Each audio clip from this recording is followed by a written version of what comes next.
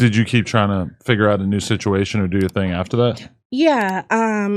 What I did after that is I started doing events. Well, no, before the events, I traveled and did a documentary called What's Really Hood.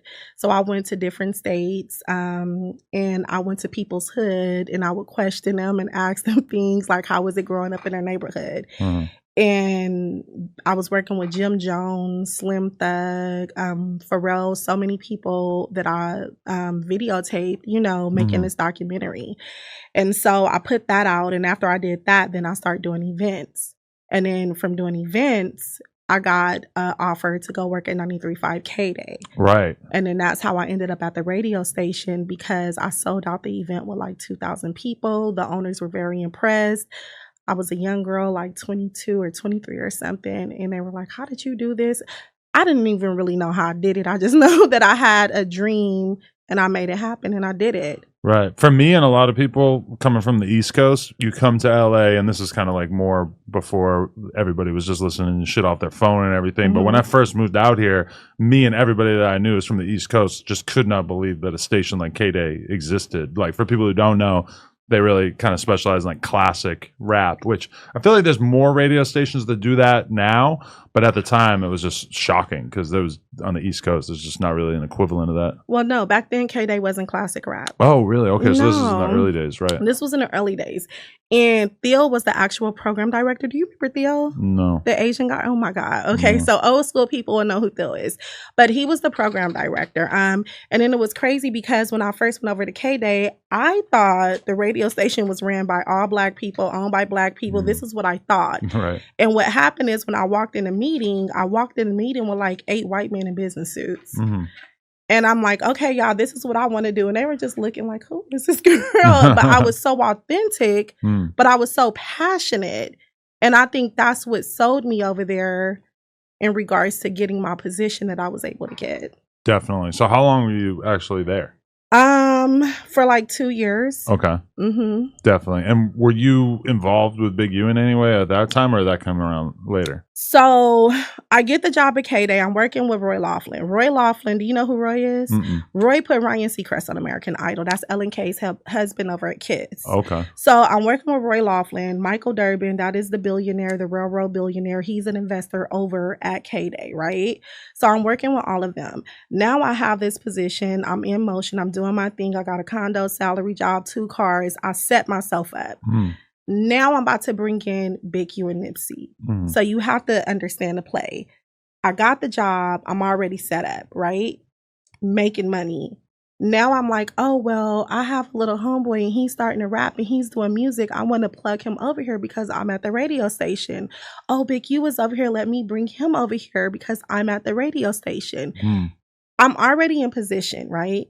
It was it wasn't valuable for me to work with him to where I benefited because I was already SKG. He wasn't Big U in the industry and Nipsey wasn't Nipsey in the industry yet. So my stance was to always bring them over so I can help. Right. Definitely.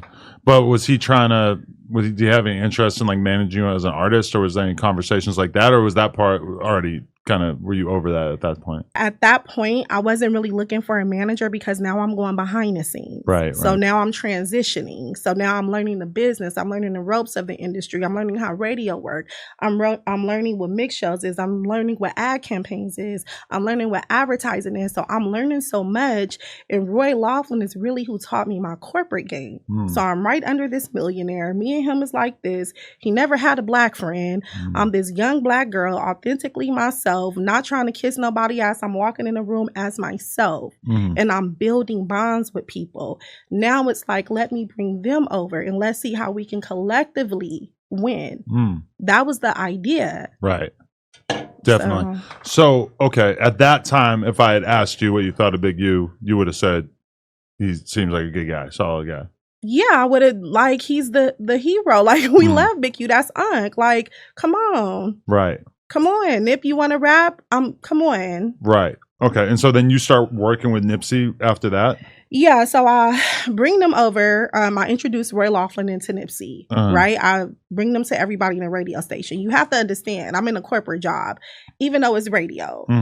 And they're looking at Nipsey, and I hate to say it like that, as if he's like ill.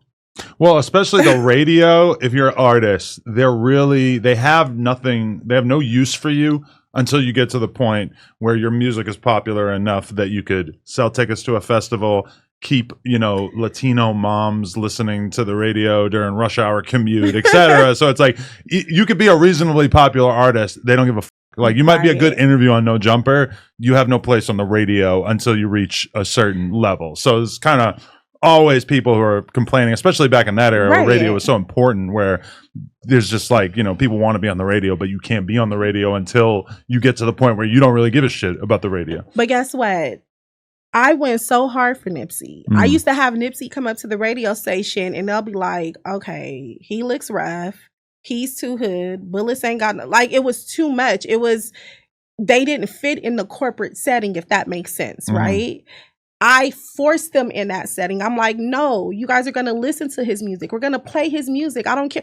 You think, okay, he's going to be somebody. It's people back then that will tell you, yes, I went hard for Nipsey. Even when I had the millionaires telling me, we can't. It's a liability. We don't want them around us. No, listen, he's going to be somebody. And I had them play Nipsey music. Right. And I start working his stuff. And we were all in the car together because I believed in the team. Like, we were all a team. Definitely. So when you start having issues with Big U, though? So I want to show you something. Sure. Because I think if I show you, it'll make sense, because I did this specifically for you. Thank you. Okay. So if you look, that's Roy Laughlin, right? Okay. And then you have politician Bernard Parks. He used to be the chief of police. Okay. Down is Michael Durbin, the railroad billionaire. He was the investor over at KDAY. Okay. If you look over Herb Wesson, he's like a councilman, right? So this is where the problems come in at. I'm at KDAY and I'm putting plays together on the board, right? Okay. I bring Big U and Nipsey in. Nipsey on the artist side, Big U as a partner with me. Like, okay, he's starting developing options. I want to help him with it. So I'm talking to Roy Laughlin. Okay. So we come up with this thing called the Dream House.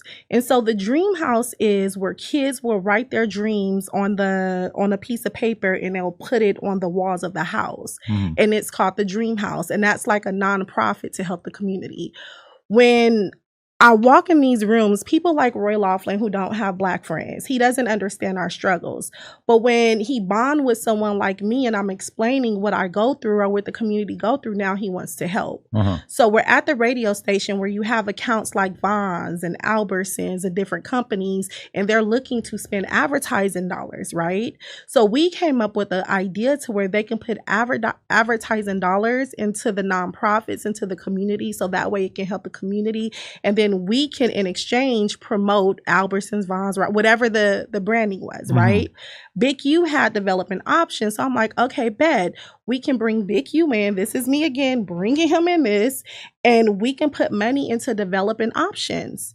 And then we can put money into other nonprofits, because back then it was like Unity 1, Unity 2. It was just different people within the neighborhoods that had nonprofits.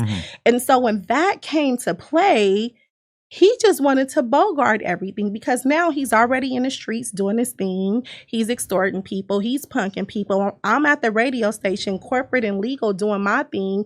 And he wants to bring what he's doing in the streets over to me. And I'm like, you can't. This is my job. This is my job. Right. So I'm not going to let you mess up what I have going on. Right. And we had a fallout, and within that fallout, it was just like, okay, bet, we don't have to do business. He agreed, I agreed. So now I'm like, well, I have to find somewhere to move the funds for the Dream House.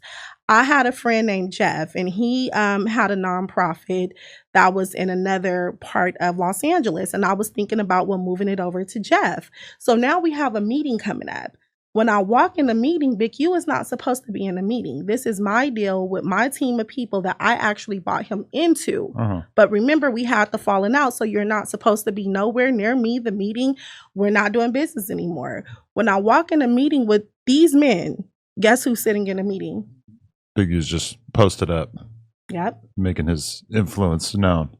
when I already put a whole different play together now. So it's a totally different play. You shouldn't even be in the meeting. Right. So when I come in a meeting and I see him in a meeting, mind you, these are my colleagues and my bosses, right? He know he's not supposed to be in this meeting. I let them know he's not supposed to be in a meeting because we're not moving forward with his company, his organization, because of the way that he's been doing things. I'm not with it. When I said that, he jumps up in a meeting and he just started cussing and going off. And he's like, let me tell you about her motherfucker. So in the meeting with my bosses and my colleagues, right? They roll with me. We shut the meeting down. Now I have these powerful men that has my back, right? That was it. I didn't see him anymore.